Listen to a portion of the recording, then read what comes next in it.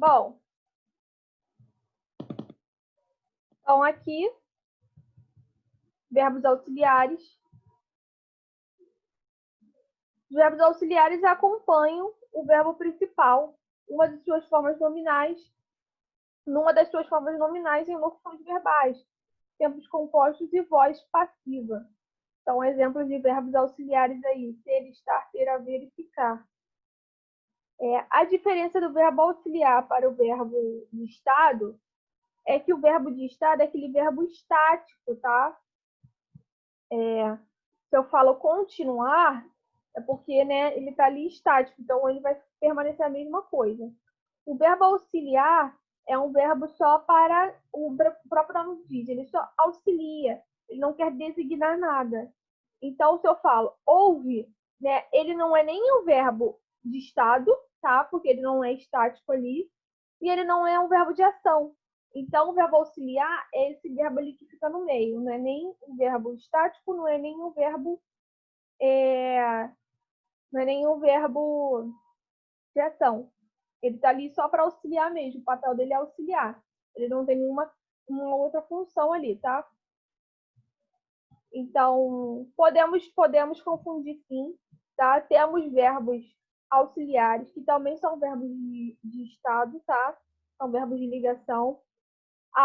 O que a gente precisa entender é no contexto, tá? O contexto vai designar que a gente entenda. Então, se no contexto ali o verbo estiver em sentido estático, né, ele vai ser verbo de ligação. Se no contexto ele estiver ali só auxiliando, tá? Ele vai ser um verbo de ação, tá? Se eu falo houve uma confusão ontem, então houve, tá? Não é um verbo de estado, tá? Porque é o que aconteceu, então não tá continuando algo, tá? Não tá permanecendo.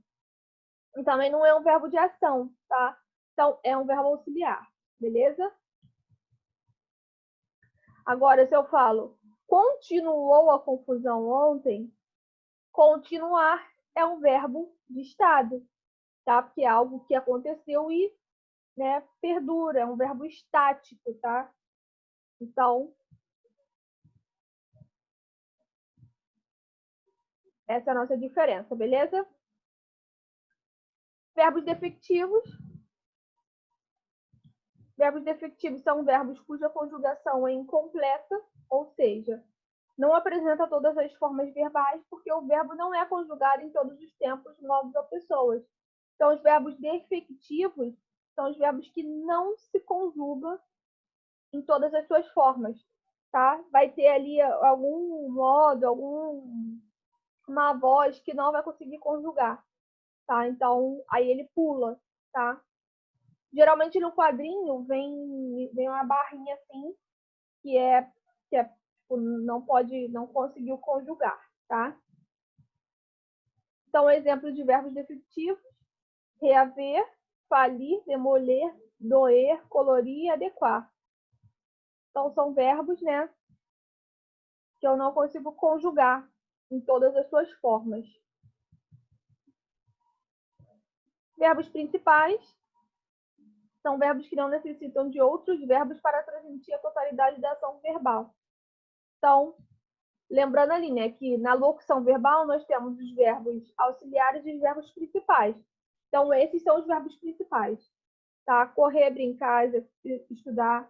Aquele verbo que eu não preciso de outro, tá? Já os auxiliares, né, os outros precisam do verbo principal, né?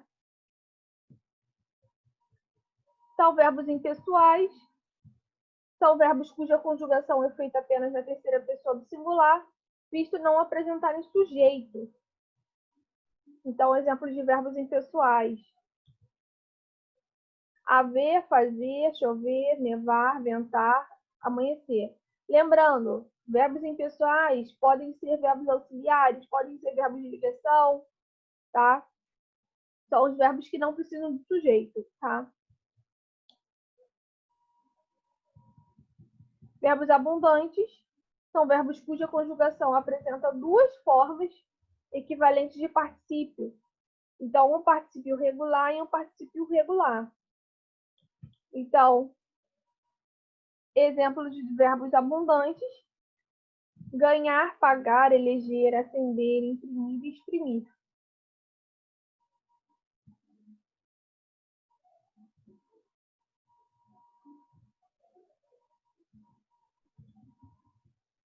Verbos significativos são verbos que indicam uma ação, como atuam como núcleo do predicado verbal, estabelecem transitividade, podendo ser transitivos diretos, indiretos ou intransitivos. Então, temos aquela classificação, né?